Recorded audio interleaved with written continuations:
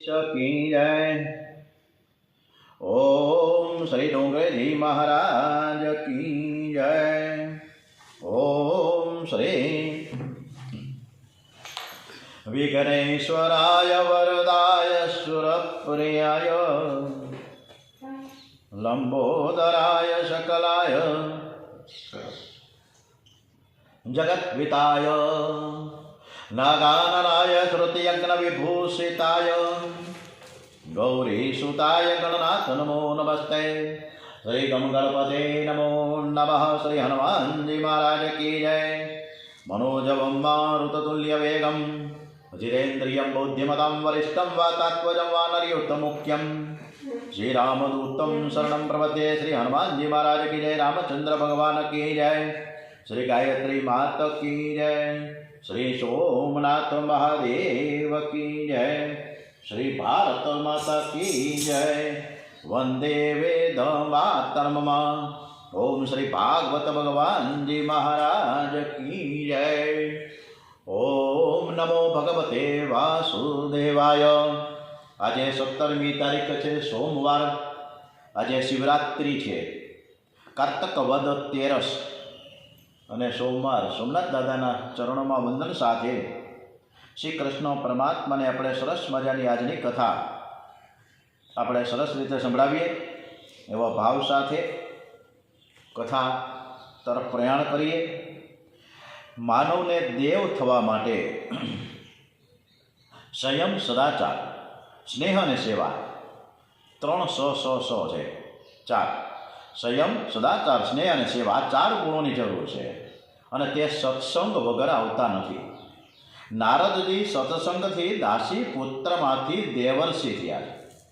નારદ ચરિત્ર ભાગવતનું બીજારોપણ છે। સત્સંગ અને સેવાનું ફળ બતાવવાનો આ ચરિત્રનો એક ઉદ્દેશ્ય છે। ઈશ્વરની સાથે એક થવું એનું નામ છે સમાધિ। ઈશ્વરમાં લીન થવું એ જ છે સમાધિ। અને જ્યાં સુધી નારદજી ન મળે ત્યાં સુધી નારાયણના દર્શન થતા નથી। સંસારમાં આવ્યા પછી આ જીવ પોતાના સ્વરૂપને ભૂલે છે। જ્યારે કોઈ સંતની તેના ઉપર કૃપા થાય છે ત્યારે તેને પોતાના સ્વરૂપનું ભાન કરાવે છે। ખુદ વ્યાસ નારાયણને પણ નારદજીની જરૂર પડી હતી। નારદજી નારાયણ કરતા કરતા બ્રહ્મલોકમાં ગયા। બીજા બધા જ પુરાણોમાં વ્યાસજીની લૌકિક ભાષા છે, જ્યારે ભાગવતમાં વ્યાસજીની ભાષા છે ને સમાધિ ભાષા છે। ભાગવત એ સમાધિ ભાષાનો એક ગ્રંથ છે। આંખને જે દેખાય તે બધું જ સાચું હોતું નથી। જાદુગર રૂપિયાનો ઢગલો કરે, આંખ તે જુએ છે પણ સાચું નથી। અને જો રૂપિયાનો ઢગલો ખરેખર એ જાદુગર સાચો જ કરતો હોય તો આ બધા જ નાટક અને એના શો થાય કેમ? ટેસ્ટથી આરામ ના કરે। આંખને ખોટું પણ દેખાય છે। આંખો બંધ કરી સમાધિમાં પરમાત્માનું ધ્યાન કરતા કરતા સત્યનો સાક્ષાત્કાર થાય છે। સમાધિમાં જે દેખાય છે તે સત્ય છે। ભક્ત કહે છે કે આંખ મીંચું અને તમને હું નિહાળું, ભીતરમાં હું તમને ઉતારું અને મારે અંદર અંજવાળું થઈ જાય, એ સત્ય છે। આંખ તો સાચું પણ જુએ છે, ખોટું પણ જુએ છે। સંસહિતા ભાગવતી કૃત્વાનુક્રમ્ય ચાત્મજમ સુખમધ્યાપયામાસ નિવૃત્તિ નિરંતર મુનિ। 18,000 શ્લોકોનો આ ભાગવત ગ્રંથ વ્યાસજીએ સરસ રીતે બનાવ્યો છે। ભાગવત એ પરમહંસોની સંહિતા છે। રાજા પરીક્ષિતને નિમિત્ત બનાવીને સંસારના મનુષ્યોને પ્રભુ પ્રેમના પાઠ ભણાવ્યા। ભાગવત ખાસ કરીને સંસ્કારીઓ માટે છે। ભાગવત કથા મૃત્યુલોકના માનવીને કાળ મુખમાંથી ઉગારી દે છે અને શ્રી કૃષ્ણના પ્રેમમાં તરબોળ કરી દે છે। જ્યાં સુધી ઈશ્વરમાં તમારો લય ન થાય ત્યાં સુધી આ ભાગવતનો આસ્વાદ કિરાજ કરો। ભાગવત સ્મરણ, ભાગવત રસનું તમે પાન કિરાજ કરો। એવું જાણવામાં આવે છે કે રંભા નામની એક શ્રેષ્ઠમાં શ્રેષ્ઠ અપ્સરા કે જે નારીઓમાં શ્રેષ્ઠ અને સુંદર, એકવાર રંભા આવીને સુખદેવજીને ચલાયમાન કરવા માટે આવી અને સુખદેવજીને કહ્યું કે વૃથાગતમ તસ્ય નરસ્ય જીવનમ, મનુષ્ય જીવન ભોગ માટે છે. સંતોનું, સાધુ સંન્યાસીઓનું જીવન છે ને તો વૃથા છે, નકામ. સુખદેવજી કહે છે તમે જે મને આ કહો છો તો હવે તમે પણ સાંભળો કે કોનું જીવન વૃથા છે. તમે એમ કહો છો ને કે વૃથાગતમ તસ્ય નરસ્ય જીવનમ, કે આ મનુષ્યનું જીવન છે એ ભોગ માટે છે અને સાધુ સંતોનું જીવન છે એ વૃથા ગયું.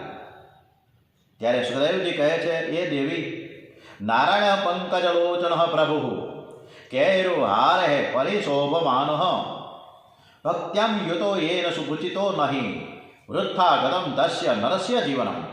સુખદેવજી રંભાને સરસ મજાનો જવાબ વળતો આપે છે કે નીલ કમલની સમાન સુંદર જેના નેત્રો છે, જેના આકર્ષક અંગો ઉપર કેયુર હાર આદિ અલંકારો શોભી રહ્યા છે, એવા સર્વ અંતર્યામી નારાયણ પ્રભુના ચરણ કમળોમાં જેને ભક્તિપૂર્વક પોતાના જાતને અર્પણ કરીને આવા ગમનના ચક્રને મિટાવ્યું નહીં, એવાઓનું આ મનુષ્ય દેહનું ધારણ કરવું એ વ્યર્થ છે.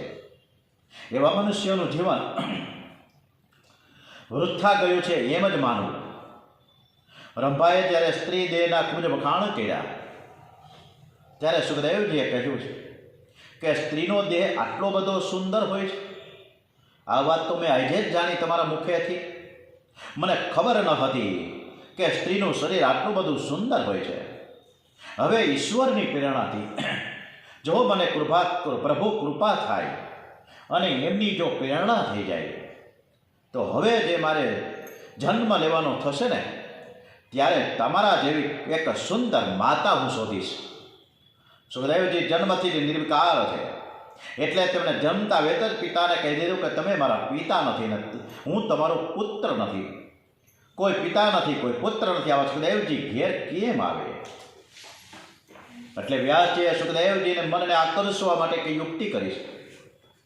સુખદેવજી જે વનમાં ભ્રમણ કરતા હતા તે વનમાં પોતાના શિષ્યોને મોકલ્યા છે અને તેમણે 2 શ્લોકોનું ગાન કરવાનું કહ્યું.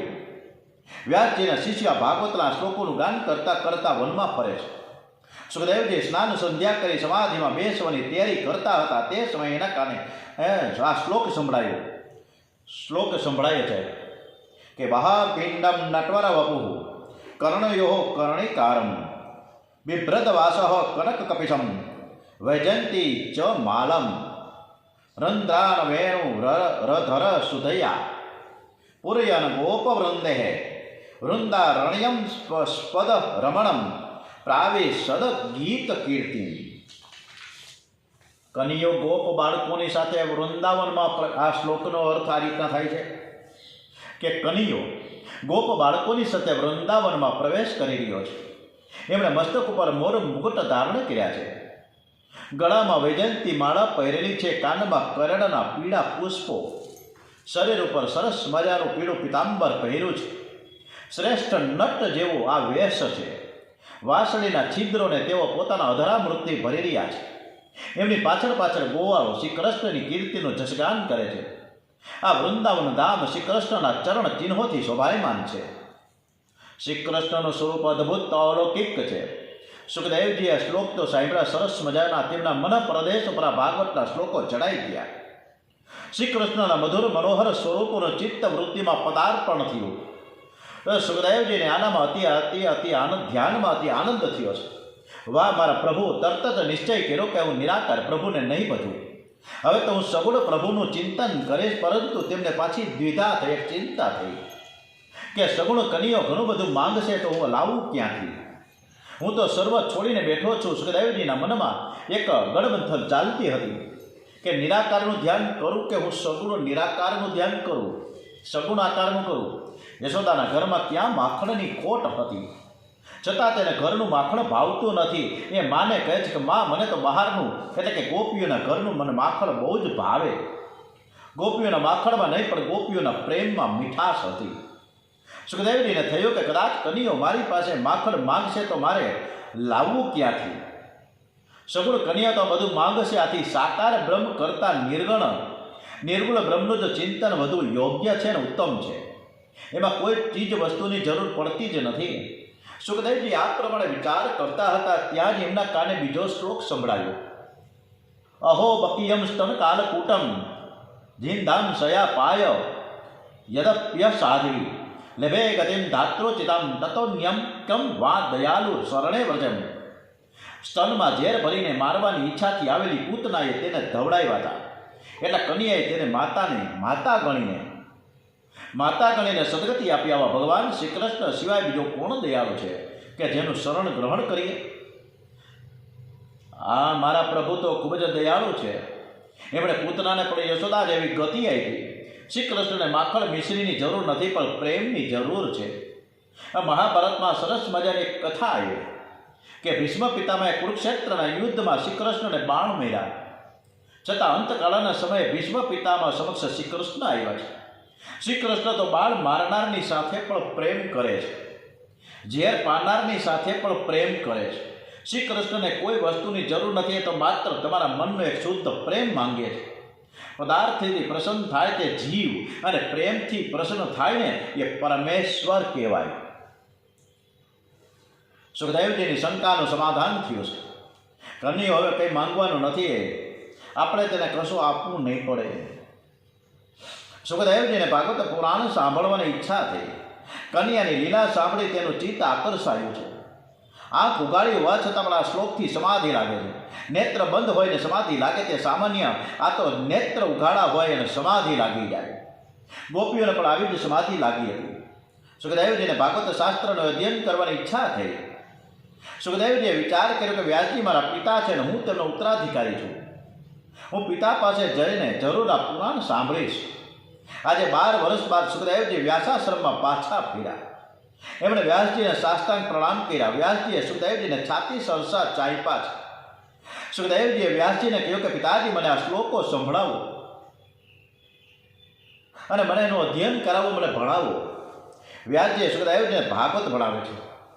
સુખદેવજી કથા સાંભળીને કૃતાર્થ થયા છે. આમ ભાગવત પુરાણનો પ્રચાર અને પ્રસાર કેવી રીતે કરવું એ વ્યાસ ભગવાનની ચિંતાનો અંત આવ્યો. ભાગવતની કથાનું પાન કરતા કરતા ભૂખ તરસનું પણ ભાન રહેતું નથી. તેથી જ દસમ સ્કંદના પહેલા અધ્યાયમાં પરીક્ષિત રાજા પૂછે છે કે કહે છે સુખદેવજી મહારાજને કે એક સમય એવો હતો કે ખૂબ જ ભૂખ તરસ લાગતી હતી, પણ ભગવાનની આ કથામાં એવો તો હું તલીને બની જાઉં છું કે મને ભૂખ અને તરસનું પણ ભાન રહ્યું નથી. ને શાંતિ દુસહા શૃંનામ ત્યક્તો દમપી બાધતે પિબંતમ ત્વા મુખામો જચ્યુતમ હરિકથા અમૃતમ. મેં પાણી પણ છોડ્યું છે, છતાં હું આપના મુખ કમળમાંથી નીકળતું હરિકથા રૂપી અમૃતનું હું પાન કરી રહ્યો છું. તેથી આથી દુસહ શ્રુધા પણ મને કષ્ટ આપતી નથી. સુખદેવજી ઉત્તમ વક્તા છે. તે પરીક્ષિત રાજાને કથા કહી સંભળાવે છે. મારા ગુરુદેવે જેમ કથા મને કહી છે એ જ કથા હું તમને સંભળાવું છું, માટે તમે સાંભળો, શ્રવણ કરો. હવે હું તમને પરીક્ષિતના જન્મ, કર્મ અને મોક્ષની તથા પાંડવોના સ્વર્ગ આરોહણની કથા કહીશ. પરીક્ષિત રાજા કહે છે કે આ કથા અમૃતનું પાન કરતાં મને તુષ્ટિ થતી નથી. જે ભજનમાં ભૂખ અને તરસને ભૂલે છે એ જ ઉત્તમ શ્રોતા છે, અને ઉત્તમ વક્તા એ છે કે જે કથામાં ભૂખ અને તરસને ભૂલાવી દે. વૃત્તિ આત્માકર થાય તો દેહ ધર્મનું ભાન રહેતું નથી. કૌરવ અને પાંડવોનું યુદ્ધ પૂરું થયું. અસ્વસ્થતામાં વિચાર કર્યો કે પાંડવો કપટથી યુદ્ધમાં જીતા છે, હું પણ કપટથી જ પાંડવોને મારીશ. પાંડવો સૂઈ ગયા છે ત્યારે તેઓને હું મારીશ, પણ જેને કૃષ્ણ સાચવે એને કોણ મારી શકે? શ્રી કૃષ્ણે સુતેલા પાંડવોને જગાડ્યાને કહે, ચાલો મારી સાથે ગંગા કિનારે. પાંડવો કોઈ પણ પ્રકારનો પ્રશ્ન કર્યા વગર એમની સાથે ચાલી નીકળ્યા છે. પ્રભુ ઉપર કેટલો બધો દ્રઢ વિશ્વાસ છે. દ્વારિકાનાથ કહે એ જ કરવાનું. પાંડવો પોતાને સ્વતંત્ર ગણતા નથી, પણ પ્રભુને આધીન ગણે છે. આજકાલ સ્વતંત્રતાનો અર્થ જુદો કરવામાં આવે છે. ખરી રીતે જોઈએ તો સ્વતંત્ર તો તે જ છે કે જેના જીવનમાં સંયમ છે, જે પરમાત્માને આધીન છે. તમે પણ કોઈ સાધુ સંત માતા પિતાને આધીન રહેજો. શ્રી કૃષ્ણ પાંડવોને લઈને ગંગા કિનારે આવ્યા છે. પ્રભુએ દ્રૌપદીને પુત્રને કહ્યું કે હાલો તમે પણ આવ્યા નહીં. બાળક બુદ્ધિ હતી, કહે છે કે અમને તો બહુ જ ઊંઘ આવે છે, તમારે જ્યાં જવું હોય ત્યાં તમે જાઓ. મહેરબાની કરીને અમને નિરાતે ઊંઘવા દો. શ્રી કૃષ્ણ પાંચે પાંડવોને ગંગા કિનારે આવ્યા છે અને પાછળ પાંડુના પુત્રો સૂતા છે. રાત્રિના સમયે અસ્વસ્થામાં આવીને દ્રૌપદીના પાંચે સૂતેલા પુત્રોને પાંડવો ધારીને મારી નાખ્યા. દુઃખમાં ડહાપણ આવે છે. પ્રભુ પાસે જરૂર એકાદ દુઃખ તો માંગજો જ, જેથી અકલ ઠેકાણે રહે. જે સર્વ પ્રકારે સુખી થયો છે તે દિન થઈને નમતો નથી. આજે શ્રી કૃષ્ણ નિષ્ઠુર થાય છે. એવો દ્રૌપદીના ચોધાર આંસુ સામે જોતા નથી. આજે દ્રૌપદીને રડતી જોઈને દ્વારિકાનાથને દયા નથી આવતી. પહેલાં દ્રૌપદી જ્યારે પણ રડે તરત જ દ્વારિકાનાથ તેમના આંસુ લૂછવા દોડી આવતા. આ જીવ સર્વ પ્રકારે દુઃખી થાય તે યોગ્ય નથી. મનુષ્યના જીવનમાં એકાદ દુઃખ તો હોવું જ જોઈએ, જેથી દુઃખમાં એને ખાતરી થાય કે ભગવાન વિના મારું કોઈ નથી.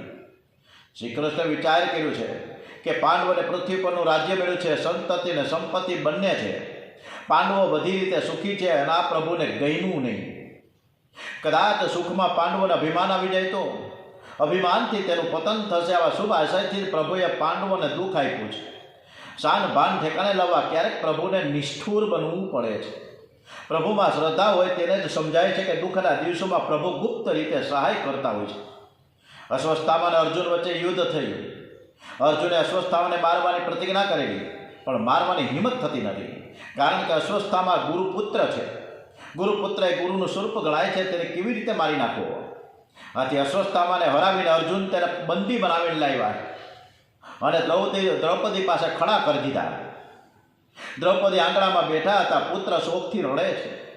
એણે અસ્વસ્થામાને બંદી અવસ્થામાં જોયો. દ્રૌપદી ઊભા થઈને દોડતા આવ્યા અને અસ્વસ્થામાને છોડાવ્યો. અસ્વસ્થામાજીને વંદન કરે છે અને કહે છે કે મારા આંગણે બ્રાહ્મણનું તમે અપમાન ન કરો. આ કોઈ સામાન્ય દુશ્મન નથી. પોતાના 5 બાળકોને મારનારો વેરી છે, છતાં દ્રૌપદીને વંદન કરે છે. ભાગવતની કથા સાંભળ્યા પછી તમારા જીવનને તમે સુધારજો. તમારો વેરી તમારા આંગણે આવે તો તેને જય શ્રી કૃષ્ણ કહેજો. વેરની શાંતિ નિર્વરથી થાય છે, પ્રેમથી થાય છે, વંદનથી થાય છે. જય શ્રી કૃષ્ણ કહેવાનો અર્થ એ જ કે જે મને દેખાય છે તે કૃષ્ણમય છે. અસ્વસ્થામાં વિચાર કરે, ખરેખર દ્રૌપદી વંદનીય છે. એ કહે છે, દ્રૌપદી, લોકો તારા વખાણ કરે છે તે ખરેખર સાચા છે. તારા જેટલા વખાણ કરું એટલા ઓછા છે, કારણ કે તે વેરનો બદલો પ્રેમથી આપ્યો છે. દ્રૌપદીના ગુણથી વ્યાસજી પણ તન્મય બન્યા છે. દ્રૌપદીને વામસ્ય ભાવા કહીને સન્માની છે. દ્રૌપદી કહે છે કે એને છોડી દો અને મારશો નહીં. તે ગુરુપુત્ર છે. જે વિદ્યા દ્રોણાચાર્યજીએ પોતાના પુત્રને ન શીખવી એ વિદ્યા તમને બધાને શીખવી છે. બ્રાહ્મણ પરમાત્માનું સ્વરૂપ છે, તેને વંદન કરાય, મરાય નહીં. દ્રૌપદી દયાનું સ્વરૂપ છે. દ્રૌપદી સાથે જીવ ન પરણે ત્યાં સુધી કૃષ્ણ તેના સારથી બનતા નથી. અર્જુન અને કૃષ્ણ બંનેની જોડી શરીર રથમાં બેઠી છે. ઇન્દ્રિય રૂપી ઘોડાઓનો રથ પ્રભુને આપશો ને તો કલ્યાણ થઈ જાય. ઇન્દ્રિયનો સ્વામી શ્રી કૃષ્ણ છે, યુધિષ્ઠિર ધર્મ છે, અને જે ધર્મને મોટો માને છે તેને પરમાત્મા સારથી બને છે. આજે તો લોકો ધર્મને નહીં પણ ધનને મુખ્ય ગણે છે. ધન ધર્મની મર્યાદામાં રહીને મેળવવું જોઈએ. પૈસા માટે ધર્મનો ત્યાગ કરવો નહીં, પણ ધર્મ માટે પૈસાનો ત્યાગ કરવો એ ઈશ્વરને પ્રિય છે. જીવનમાં જે કાંઈ પણ કરો તે ધર્મને પૂછીને કરજો. દ્રૌપદીએ અસ્વસ્થામાને બચાવ્યો છે. અર્જુનને કહે કે આને મારવાથી મારા 5 પુત્રોમાંથી એક પણ જીવતો થવાનો નથી, પરંતુ અસ્વસ્થામાને મારવાથી વધુ એક માતા પુત્ર વિહોણી બનશે. અસ્વસ્થાને મારવાથી ગૌતમીને અતિ દુઃખ થશે. મારા તો પતિ છે, મારે તો 5 પતિ છે, જ્યારે એની મા ગૌતમી તો વિધવા છે. એ માત્ર પુત્રના સહારે જ જીવે છે. પુત્ર મળશે તો ગૌતમીના જીવનમાં કોઈ આધાર નહીં રહે. એનું રુદન છે ને મારાથી જોવાશે નહીં. કોઈના આશીર્વાદ ન લો તો કંઈ નહીં, પણ કોઈના નિશાસા તો લેવા નહીં. કોઈ નિશાસા નાખે એવું કૃત્ય કરશો નહીં. જગતમાં બીજાને રડાવશો નહીં, પણ જાતે જ રડજો. રડવાથી પાપ મળે છે. ભીમ અર્જુનને કહે છે કે આ બાળ હત્યારો છે, એને પર દયા કેવી રીતે રાખાય? તારી પ્રતિજ્ઞાને શું થશે? આ ભીમજી અર્જુનને કહે છે. અર્જુન 2 ઘડી પણ મૂંઝવણમાં મુકાઈ તો ગયા. શ્રી કૃષ્ણ દ્રૌપદી કહે છે તે બરાબર છે, તેના દિલમાં દયા છે. ભીમે કહ્યું કે મનુસ્મૃતિમાં કહેવામાં આવ્યું છે કે આતતાઈને મારવામાં કોઈ પાપ નથી. શ્રી કૃષ્ણ કહે છે કે બ્રાહ્મણનું અપમાન થશે, એનું અપમાન મરણ તુલ્ય છે. અસ્વસ્થતાને મારવાની જરૂર નથી, પણ તેનું અપમાન કરીને કાઢી મૂકો. શ્રી કૃષ્ણના વચન અનુસાર અર્જુને તલવાર વડે અસ્વસ્થાના મસ્તકમાં રહેલો મણિ કાઢી લીધો. અસ્વસ્થામાં તેજહીન બની ગયો. અસ્વસ્થામાં અપમાન મરણથી પણ વધારે લાગ્યું. એ વિચાર કરે કે આના કરતાં તો મને મારી નાખ્યો હતો વધારે સારું હતું. એ વિચાર કરે કે હું આનો બદલો જરૂરથી લઈશ. ઉત્તરના પેટમાં ગર્ભ છે, તે પાંડવોનો ઉત્તરાધિકારી છે, તે ગર્ભનો નાશ કરીને હું પાંડવોના વંશનો હું નાશ કરી નાખીશ. આમ વિચારી અસ્વસ્થામાં ગર્ભનાશ માટે બ્રહ્માસ્ત્ર છોડ્યું. ઉત્તરા આકુળ વ્યાકુળ થઈ. એમને ખબર હતી કે વિપત્તિમાં સાસુજી શ્રી કૃષ્ણને યાદ કરે છે અને શ્રી કૃષ્ણને મદદ પણ કરે છે. આ બાબતની ચર્ચા ઘણી વખત એમના સાસુ દ્રૌપદી ઉત્તરાને કરતા હતા એટલે યાદ આવ્યું. બ્રહ્માસ્ત્ર ઉત્તરાના શરીરને બાળવા લાગ્યું. ઉત્તરા દોડતા દોડતા શ્રી કૃષ્ણ પાસે મદદ માંગે છે અને ધૂન અને કીર્તન અને સ્તુતિ કરે છે. હરે કૃષ્ણ કૃષ્ણ કૃષ્ણ હરે હરે હરે રામ રામ રામ હરે હરે. દુઃખમાં કોઈ માનવની જીવનો આધાર ન લ્યો. કોઈ માનવનો આધાર ન લ્યો. ઈશ્વરનું સ્મરણ કરો. દ્રૌપદીએ વહુને આ શિખામણ આપી હતી. દ્રૌપદીનું જીવન ભક્તિમય હતું. દુઃખ હંમેશા રહેતું નથી. દુઃખ પાપને બાળવા માટે આવે છે. દુઃખમાં જ માનવને સ્વરૂપનું ભાન કરાવે છે. દ્રૌપદીના ભક્તિમય જીવનની અસર ઉત્તરા ઉપર થઈ હતી. વડીલોનું અનુકરણ બાળકો કરે છે. બાળકોને સારા સંસ્કાર મળે એ માટે તમે ભક્તિ કરો. સાસુ જો સેવા કરતા હશે તો કોઈ દિવસ વહુને પણ સેવા કરવાની ઈચ્છા થશે. બાપ જો વહેલો ઉઠતો હોય તો છોકરાઓને કોઈ દિવસ વહેલા ઉઠવાની ઈચ્છા થશે. બાળક અનુકરણ જલ્દી કરે છે તેના દેખતા પાપ કરો નહીં. દ્રૌપદીની શિખામણથી ઉત્તરા દુઃખમાં પાંડવો પાસે ન ગયા પણ સીધા જ દ્વારિકાધીશ પાસે ગયા છે. પ્રભુ સમજી ગયા. તેને નિરાકરી તેને ઉત્તરાના ગર્ભમાં પ્રવેશ કર્યો છે. શ્રી કૃષ્ણ ઉત્તરાના ગર્ભમાં રહેલા પરીક્ષિતનું સુદર્શન ચક્રથી રક્ષણ કરે છે. દરેક જીવ માત્રનું રક્ષણ માતાના ગર્ભમાં ઈશ્વર કરે છે. બહાર આવ્યા બાદ પણ ઈશ્વર તેનું રક્ષણ કરે છે. ગર્ભમાં તો જીવાત્મા હાથ જોડીને પરમાત્માને સતત નમન કરતો રહે છે, પણ બહાર આવ્યા બાદ એ બે હાથ છૂટા થતાં તેનું નમન છૂટી જાય છે. એ પરમાત્માને ભૂલી જાય છે. શ્રી કૃષ્ણ સુદર્શન ચક્રથી બ્રહ્માસ્ત્રનું છેદન કરી પરીક્ષિતનું રક્ષણ કર્યું અને ત્યારબાદ તેઓ દ્વારિકા જવા તૈયાર થયા છે. હવે કુંતાજીની સ્તુતિ આવતીકાલે કઈ પ્રકારની છે? સ્તુતિમાં એની આજીજી અને વિનવણી એની પોસ્ટકાર્ડમાં દ્વારિકાધીશને શું વિનંતી કરશે, શું સ્તુતિ કરશે, એ સરસ મજાની કથા આપણે આવતીકાલે કરીશું. શ્રી કૃષ્ણ કનૈયાલાલ કી જય. શ્રી બાલકૃષ્ણ લાલ કી જય. દ્વારિકાધીશ કી જય. ડુંગરેજી મહારાજ કી જય. શ્રી સુખદેવજી મહારાજ કી જય. શ્રી સોમનાથ મહાદેવ કી જય. ઓમ શ્રી ભાગવત ભગવાનજી મહારાજ કી જય. ઓમ નમો ભગવતે વાસુદેવાય. ઓમ નમઃ પાર્વતી પતે. હર હર હર હર મહાદેવ હર.